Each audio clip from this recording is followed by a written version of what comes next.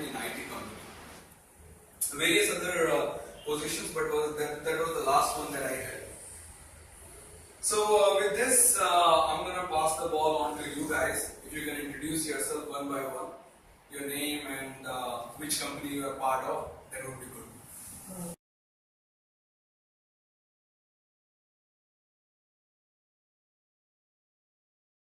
So we will take a look at sales prospecting trends first of all, like kind of leads the industry is seeing, kind of trends the sales industry is seeing. Then we're going to jump onto the real problem that the sales team faces. And then what's the solution? That's the workshop is all about. And authoritative selling and how to win deals. Deals of all kind and size, whether it is a couple of $100,000 or it's $1 million deals. These strategies works everywhere. I've been using these strategies to sell solutions somewhere in the range of $50,000 to $100,000.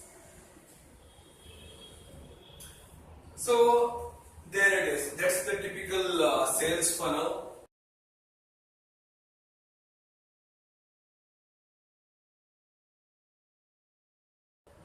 Where you have a lot of prospects coming into your funnel. These are through your marketing efforts, whether it is content marketing or your advertising on Google, social media marketing and stuff like that. And that's out of the funnel is your customers, the ones who bought your sales. So this is the first trends, everyone. Lead generation spend has increased from 12.5 billion in 2005 to 32 billion in 2016. That's increasing in leaps and bounds. What does that mean? That means that companies are spending a lot of money on generating quality leads. This is the entire sales industry we are talking about, so it's not specific to IT or non-IT or manufacturing, but this spend is increasing in leaps and bounds. So what does that mean? That means that a lot of leads are being generated for the sales team. Now check out the next trend here. 79% of leads never convert to sales. So hardly the conversion is 21%. Now that's the big area of concern for any marketing team or any sales team or any CEO. Why is that? Why is this such a drastic trend we are seeing? I mean, imagine you spend a lot of money on Google, a lot of money on Facebook, a lot of money on YouTube, and then finally what you're getting is hardly 20% of conversion. 74% of leaders says converting leads is their top priority. So any company CEO, whether it is Fortune 500 company or it is a startup or a small mid-sized enterprise, everybody's concern is at present lead conversion. So they are not able to convert the leads generated, the traffic generated from the website or other channels into sales. So a lot of leads are lying dead into the bucket and they don't know what to do with that. That has become their priority. So these are the sales trends that we are looking at right now. Let's jump on to how we're going to solve it.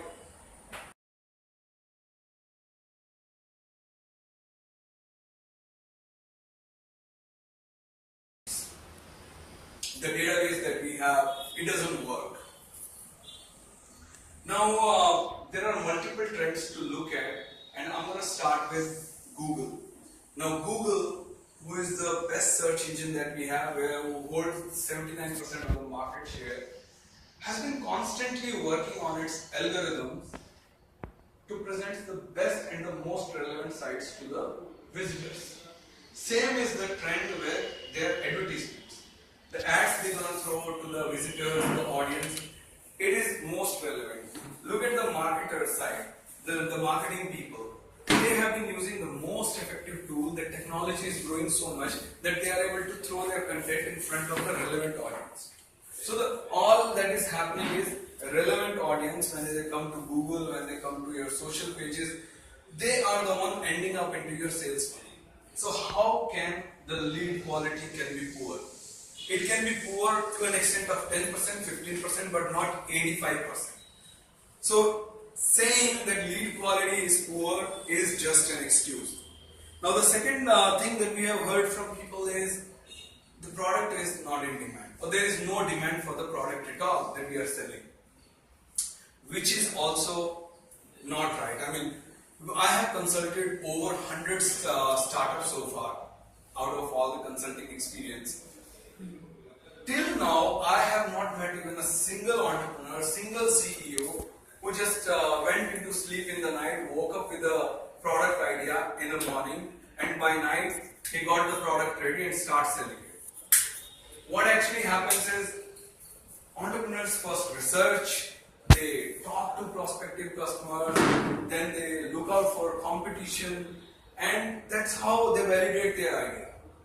And so saying the product doesn't have a demand is actually a lame excuse.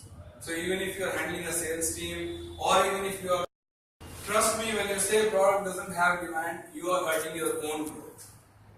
You are not hurting anybody else. Lame excuse. Economic climate, the third biggest lame excuse, that it's economic crunch, prospective customers are not buying. I mean, imagine last crunch we had in 2008-9. Did we stop buying medicines? Did we stop buying food? Did we stop going to movies? It doesn't happen like that. In economic crunch, actually people buy, business leaders, because they want to sustain their business, they want to chuck out the bad software or bad hardware, and they want to bring in some good technology, good hardware that can help them sustain in the market. So actually, you will be able to sell better in the crunch. So that is not the problem. So the real problem is actually prospect engagement. Sales professionals are failing to engage the decision makers. Whether it is finding the decision makers or whether it is engaging them into conversation is the real problem. So we're gonna look and we're gonna solve that problem today.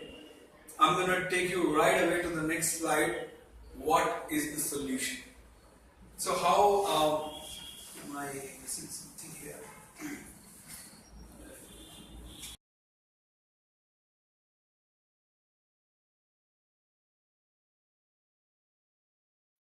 Took a look at the sales trends and figured out that we are losing a lot of leads, approximately 79%, which are good leads. We are not able to convert. The sales professionals are not able to convert that. And what is the actual problem? So that's what we are trying to figure out through this workshop. We're going to give you the strategies that will help you solve it. So what is the solution here? The solution why the sales professionals are not able to convert those leads into customers, buying customers, paying customers. So let me ask you, you are into sales. For how long have you been into sales? I am for past 4 years. For past 4 years. What do you think that why customer buy, for what reasons customer buy product? Because there is a demand for IT service, for our IT service. The demand we are finding, and just why they are going to buy is they don't have the capability in their country, so they are buying from outside. Correct. Yeah. They have a demand, they want to buy it. That is one part of it. Second part, when you are talking to a decision maker, why does he purchase that product? A customer purchases the product for two different reasons. One is, I'll tell you the secret, it's emotional. It's the emotional connect. It is never logical. We say a customer will purchase things for logical reasons, but we never purchase things for logical reasons. It's always emotional reasons. Think of it, instances, a lot of things will be there in your house. I mean, look at this, I bought this iPad. When I saw this iPad, I bought it. And then I started to find out, why did I buy it? Then I started to convince myself, it has a great user experience, it is an Apple product. You must be using Apple phones, right? You can go and buy Samsung phones also, Nokia phones also, they does the same thing. The logic is the same, but why do we buy Apple phones? It's because of that emotional connect we have. Whether it is, you can call it a brand or you can call it something, but we have an emotional connect with it. We buy it for emotional reason. First thing first. Second thing, Why does customer buy these products is customer when he goes onto the table to buy a product, he has to base his decision on one thing.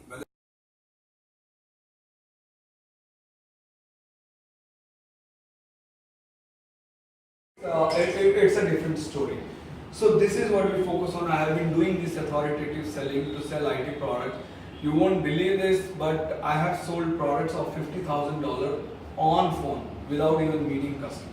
It's all because of authoritative selling. Top leaders like Grant Cardone, Tim Henman, or any other leader, they have been using authoritative selling out and out. So let's get started with authority. How are you going to do that?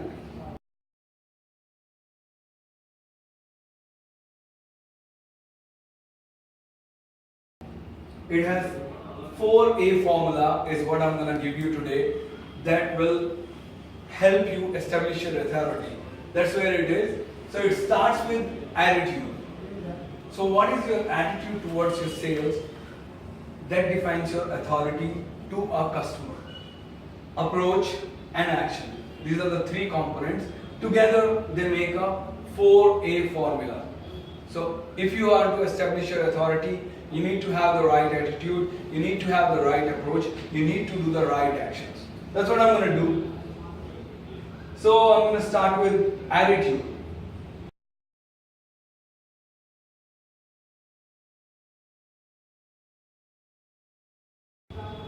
So, I'm going to ask you a question. What do you think about attitude? A sales professional, what kind of attitude he should have? What is your take on this? We need to meet the correct person first. Then we need to approach what is their space. Whether they are in work or not, then we need to find out. They are in meeting, we should not talk about our activities. Correct. They are free, we can talk. That is our first approach. Rightly said. And you want to take a shot at it? I think we need to approach in the correct way. So Exactly. So that's where it is. Approach and attitude. I'm going to start with first thing. What should be the sales professional attitude? A sales professional is the only guy in the company who is like a CEO. He is in the driver's seat. If he sells the product, company gains the revenue. If he doesn't sell the product, the company doesn't have anything actually. Whether they have the best product in the company, it doesn't matter. Whether they have the best support in the company, it doesn't matter. Until the sales guy makes a sale, there is no revenue, there is no money. That company actually doesn't exist. So that's why I call it adopt a CEO mindset. So what is your approach towards sales? What is your attitude towards sales? First of all. Now, why this complaint? And secondly, sales people are best regarded in startups and mid-sized companies. And that's where you'll most of the time you will be. You're in a part of which company? facility management. Okay. How big is that company? It's a startup. It's a startup. My company name is Sharma Technologies. We are mainly doing SAP consulting. How many employees in there? We have 20 people. 20. It's a mid-size. You can see that sales people, most of the time they will find a job in a company which it starts from like 10 employees to probably 150 to 150 employees. That's where they need most of the time salespeople, because above that there is company brand which sells automatically. I mean, yes, we need to do hard work, but that's not where salespeople are best regarded. So, complaining about bad product or complaining about having an unknown brand is not, it's just an excuse. In fact, I call it's an opportunity. It's an opportunity in the sense if you can sell those products, you can actually grow to a VP level or maybe beyond also. I have seen people doing that. I myself, I started as an executive, a sales executive frontline. I went on to become the company's working partner. So And sales is the only thing that can offer you that. Neither marketing nor support, customer service or anything else. So sales is the thing that can change the game for you. Now for that to happen, you need to have a strong belief system in your product. You have to change your outlook towards your product, towards your brand.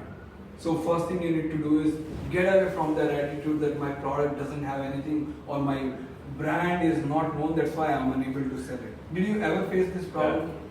To be frank, I mean, I'm coming from different industry. Since I don't know what you want, like, how can you say it's a startup company? Or it's like, calculator has like 4 to 5 years as a startup company, or they're really into? See, startups typically, it goes up to 8-10 years. Okay, startup, then it's pretty much a startup. So my mind is always comparatively going with the other vendors who are really having good exposure in their brand quality. So if I'm trying to compete with them, it's kind of a very hard situation. So they are in the first place, then I'm coming to it. But still I have to break them and give them a better portion of our company so that we can have the time management. So you are facing a problem with the competition. The competition is placed slightly little higher level than your company. That's what we are going to address today.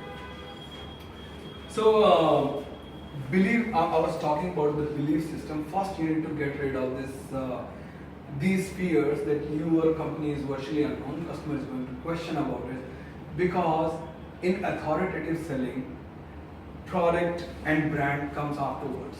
It is all about you.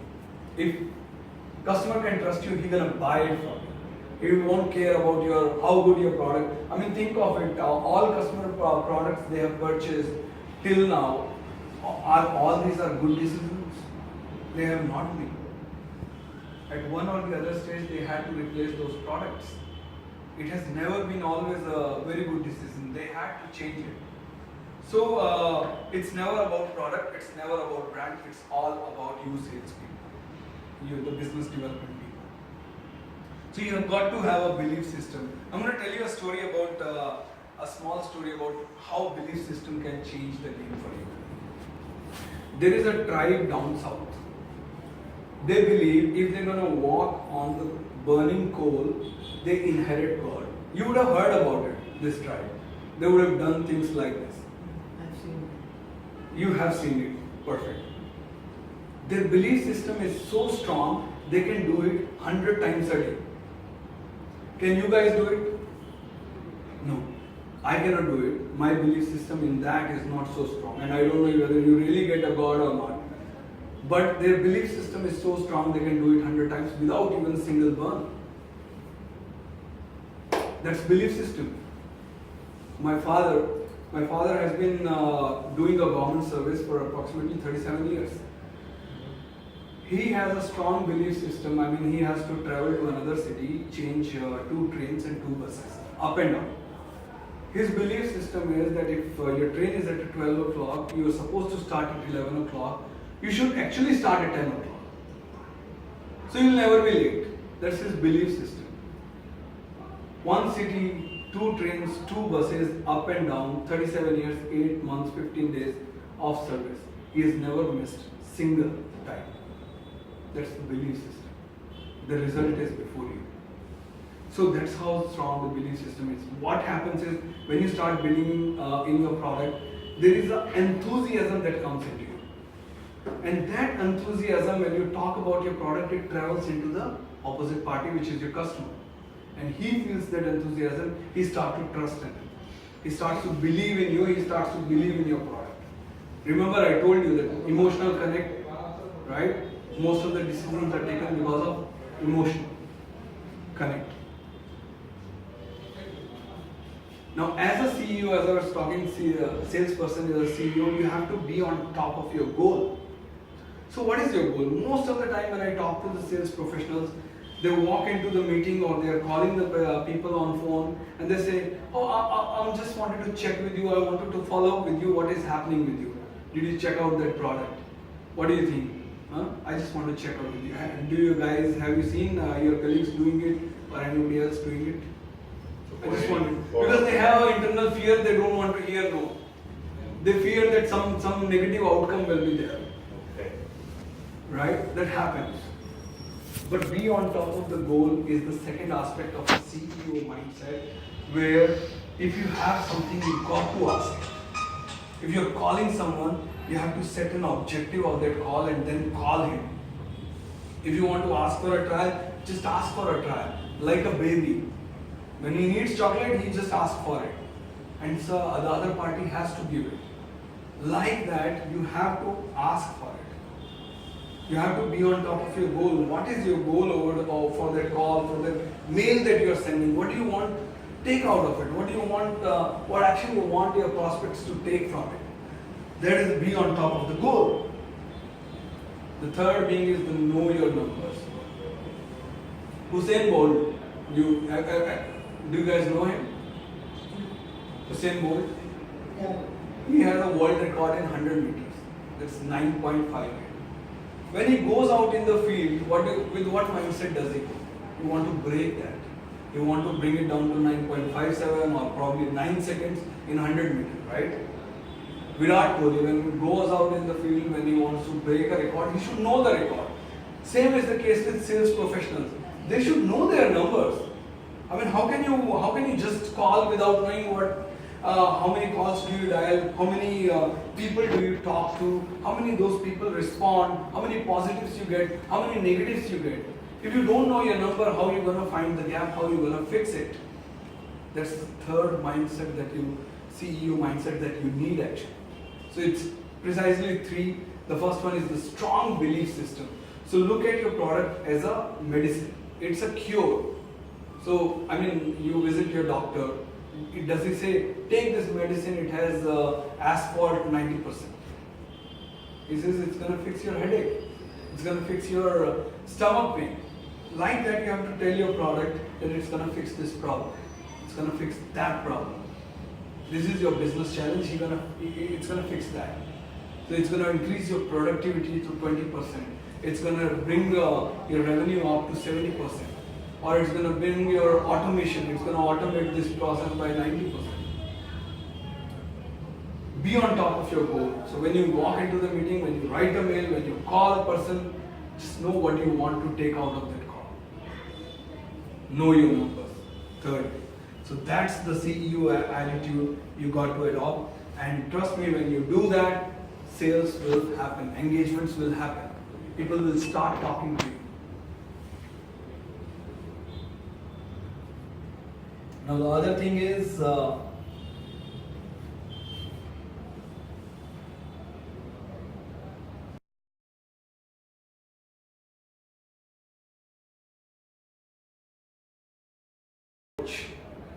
what should be your approach? You have set the mindset, you have done your preparation, you have got a positive outlook about your product. Now you understand your product, what does the problems it fix, and stuff like that.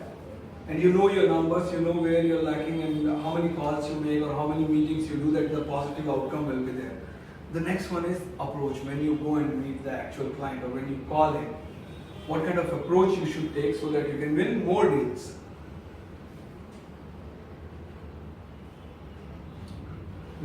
Which happened to me in South Africa. When I was in South Africa, I was training a sales team of a client, and I was sitting beside them, and one of the guy was calling, and he picked up the phone and he said, "Hey John, I'm calling from X company. Do you have this problem?" Okay, he said, "Yeah, I got that problem. Do you want to take this product?" I said, "No, I don't want to take this product." It's a simple flat no. Then what happened is we attended one meeting with him, and he went into that meeting along with me. He took me around, and I was silent. I was not talking. I was just observing what's happening here. Then he started talking. He walked into customer's office. "Hey John, how are you doing?" And "Yeah, I'm coming about that product. This is the company." This. I felt it was so mechanical. I mean, two humans are talking. They don't know each other. Shouldn't it be that there should be some warmth first? That the other person You should be talking something to him. You should be asking his day. First of all, to build that platform and get some warmth into the relationship before you can pour in your predetermined knowledge onto him. This is one of the biggest mistakes that people do when you call, when you walk into someone's office. Without just establishing that comfort, if you start pouring in your predetermined knowledge on it and expecting an outcome, it doesn't happen. With humans, it doesn't happen. You don't know how his day has been, what kind of situation he has faced in the day. Probably he'll be in a very bad mood. So, don't sell from the beginning. This is the first takeaway.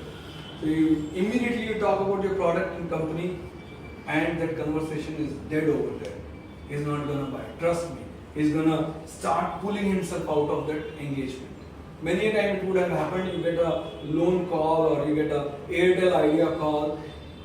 First time they say hello or say this is something I'm calling, and you know they're going to sell me something, and you start pulling yourself out of that call. Say I'm not interested.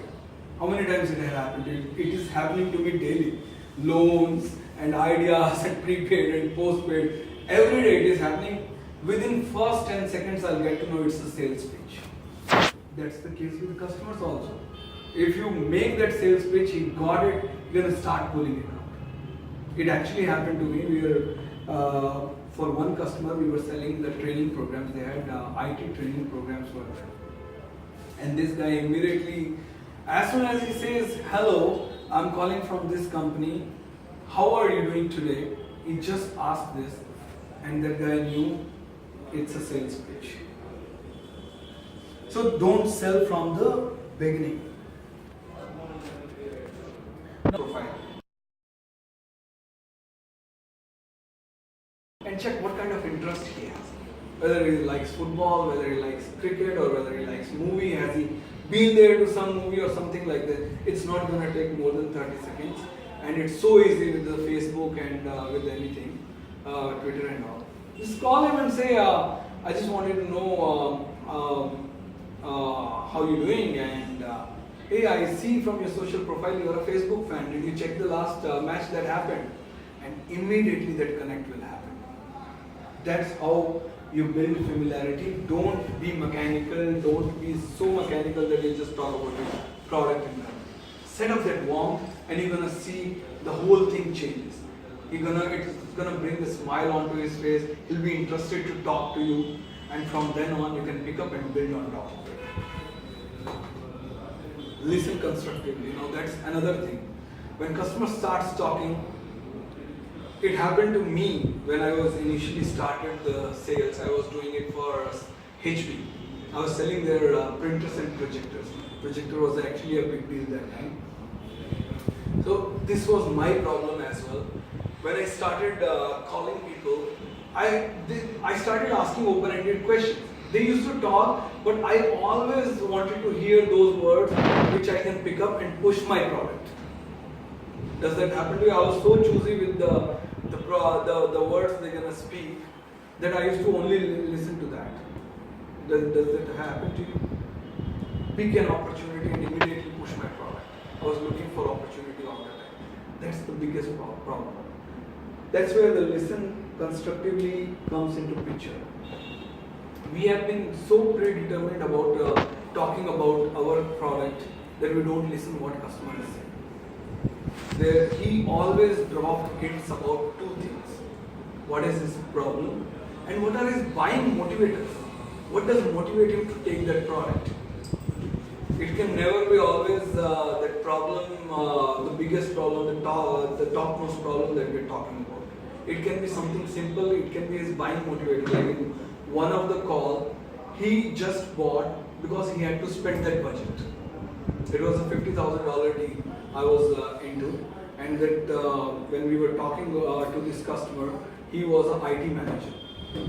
And I said my product is going to cost it was $40,000. He said, but I had to spend for $50,000. That's the budget allocated. If I don't spend, how am I going to show that I'm using the budget?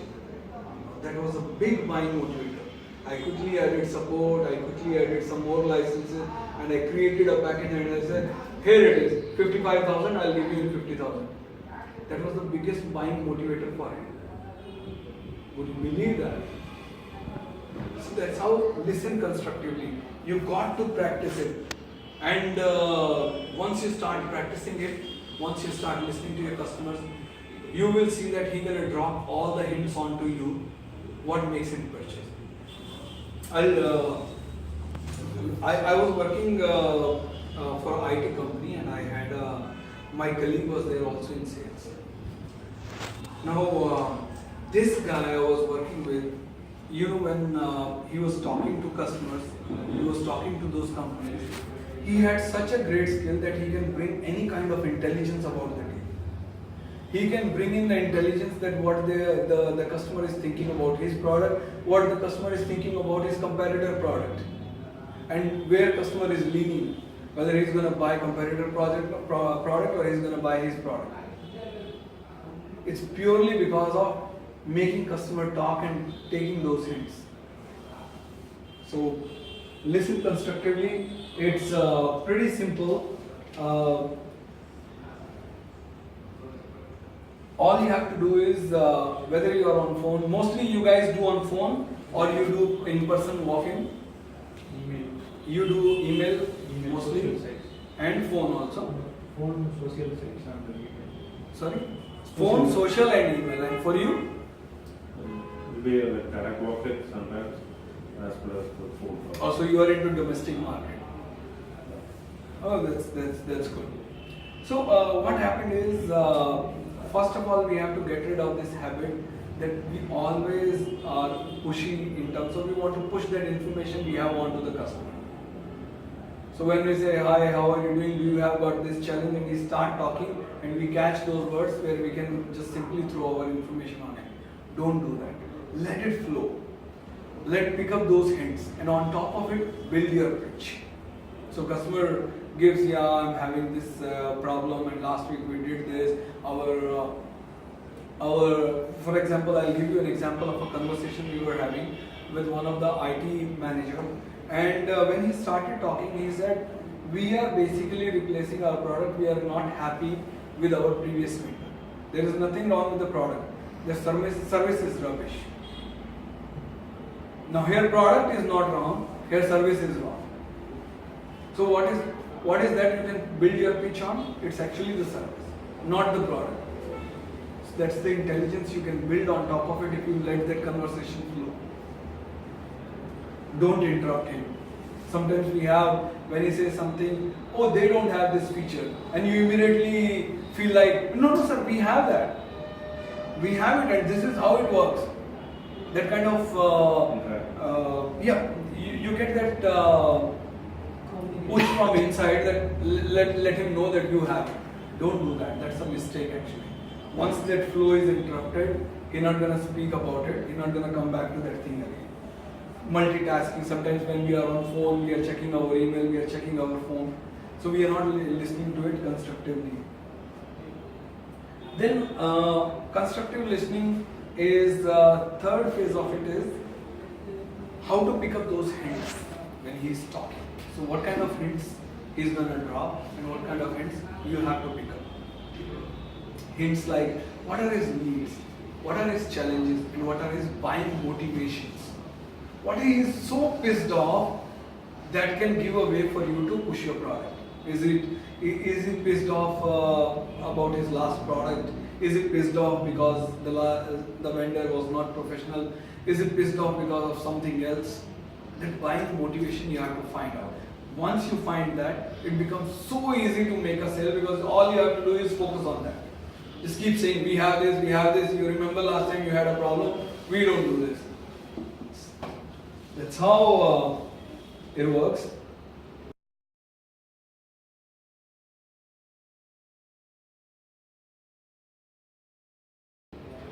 So that my second slide is all about that. What kind of information we need from the customer when we let him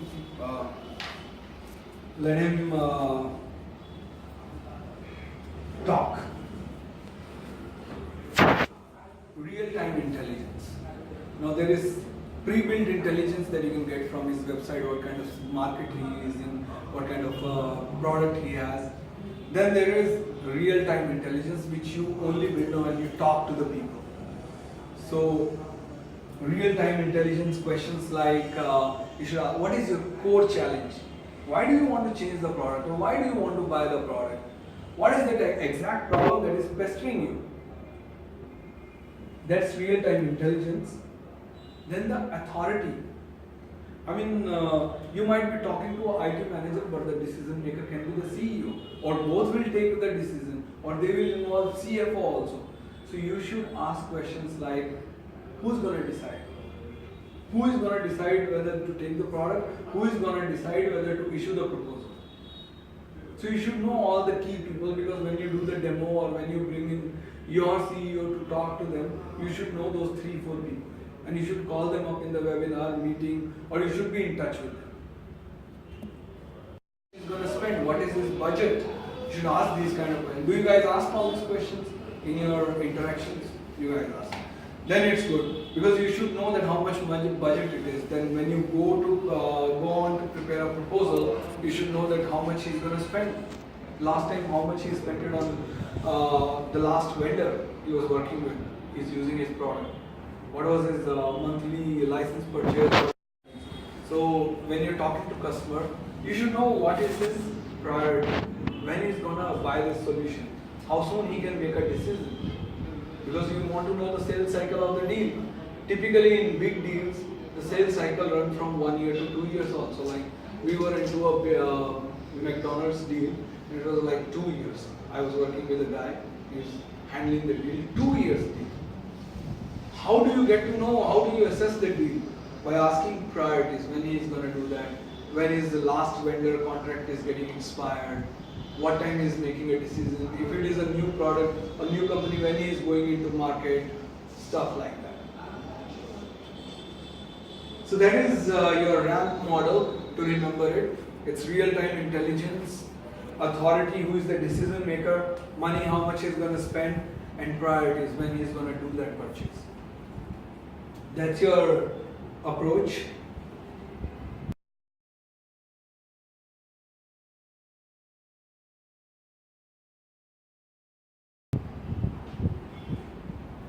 So here it is. So we have got to know about the proper attitude, that we have the CEO mindset and the 3 key components of it. We got to know about the approach. Now the last part of it is action. So let me ask you guys, how do you make sure that you get a lot of prospects in your funnel? What do you do for that? So a lot of customers in your funnel. How do you do that? So every week we need to call and discuss about their requirement, future requirement, earlier and future requirement. So when we talk about their family and plan about to visit some other cities, we can ask friendly, so that we can improve the. Alright, what do you do? Yeah. How do you bring in customers? I'll start with the existing customers. So right now, what are you calling customers, right? I do call customers. I do direct visit. So sometimes I browse and I get the customer details, then try to pitch and get the contact and show a config profile, then fix an appointment, then go and speak. So these are all the filtration initially to get an appointment. So from there, I have to collect all the database, which are the segments we are handling. So we need to filterize segment wise. So from there, you have to pull the findings and have it in the bucket. From there on, I need to pitch it to get in touch directly with them. It's a step. Right. So here I'm going to show you some strategies. Now typically what happens is when we are calling or when we are emailing, we have all the sources at our hands to generate leads. But mostly we focus on only one, whether it is phone or whether it is email. Now that's a very wrong strategy. You would have heard of Warren Buffett. Warren Buffett is one of the billionaires, and what he recommends is we should never put all our eggs into one basket. You would have heard of it. Maybe you would not have heard of Warren Buffett, but do we put all our eggs in one basket? So if you have to make an investment, do you invest everything into one company? You want to distribute your investments. So you have risk-free investments as well as better returns. So that's what same goes true for lead generation as well. Balanced approach. That's the strategy. In balanced approach, what do is you invest your time, you distribute your whole day into investing your efforts into call, in-person meetings, social, as well as telephone or email. So when you do lead generation, do it on one platform, distribute it. And if you could sync it like the way one of the company you would have heard of, HubSpot. I'm not sure if you've heard of it.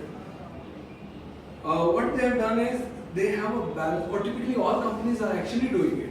You have lead generation done from calling, you have lead generation done from social, and what the sales team does is, sales team first make the connect with the customer over the phone.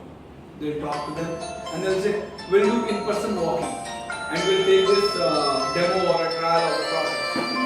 And then they close the deal. So first they connect on social, then they take it over phone, and then they email, and then they do in-person meeting and close the deal. So that's how you can build your funnel with a balanced approach. High value prospects. So majority of the sales professionals I have seen, what they do is today's work is finished. Next day, how they start?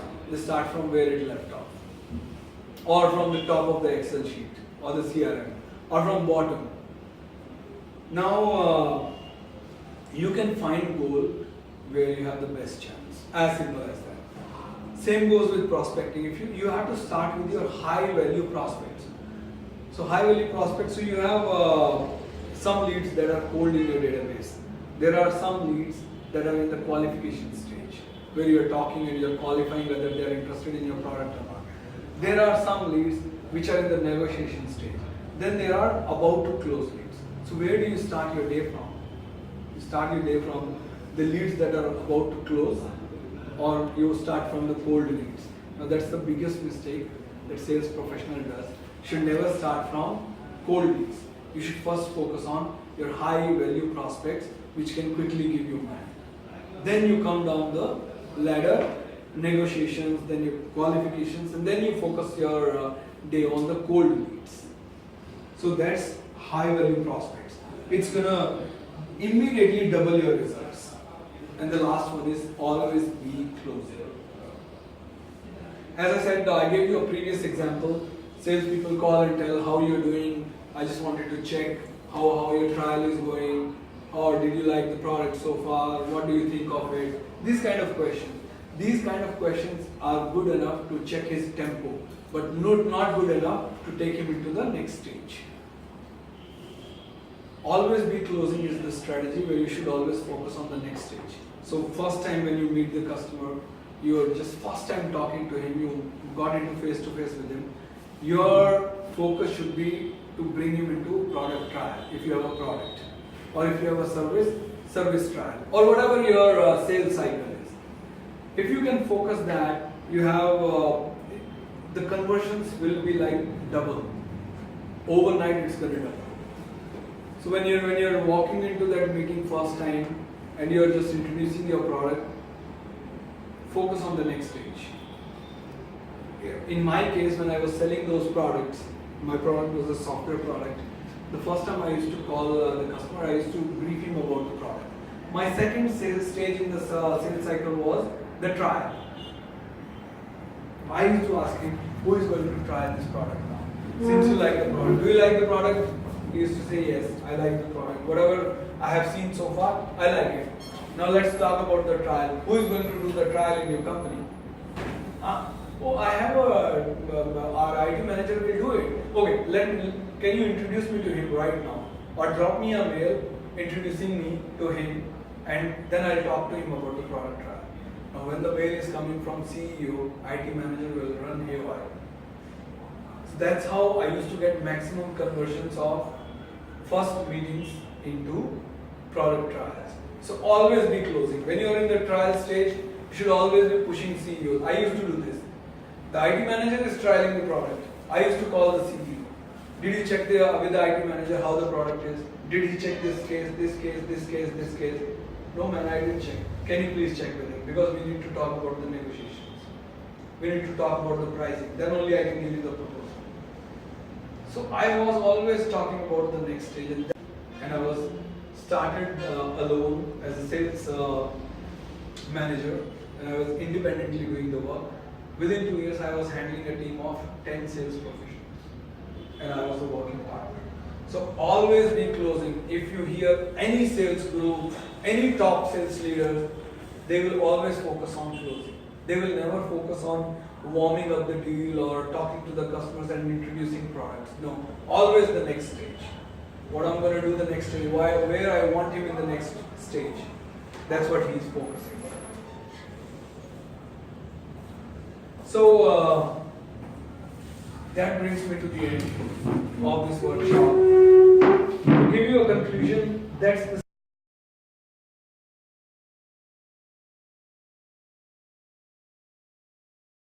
secrets to effective sales prospecting. 4A formula: authority, attitude, approach, and action. So I'm just going to introduce a couple of tools here that's going to be really helpful for sales professionals, and it's been bestsellers.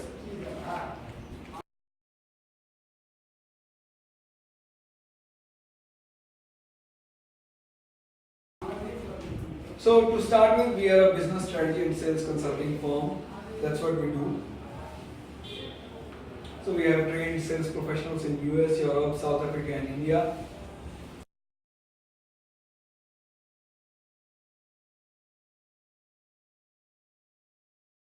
This is my book, Sales Decoded, that I have written. It's available on Amazon. It's one of the bestsellers there.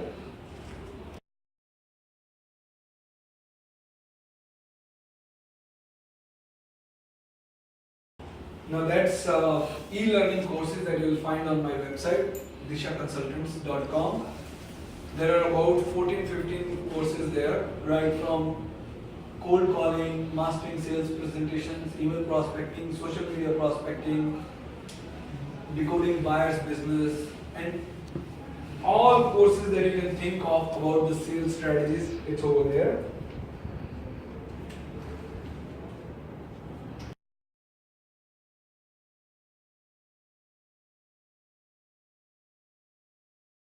So that's how you can find me, dishaconsultants.com. I blog about sales and marketing, so you can check those blogs over there, you can subscribe for it, or you can write me. And I have social profiles also. Facebook and Twitter is mentioned here, so you can find me on LinkedIn also. That's Disha. So I'm gonna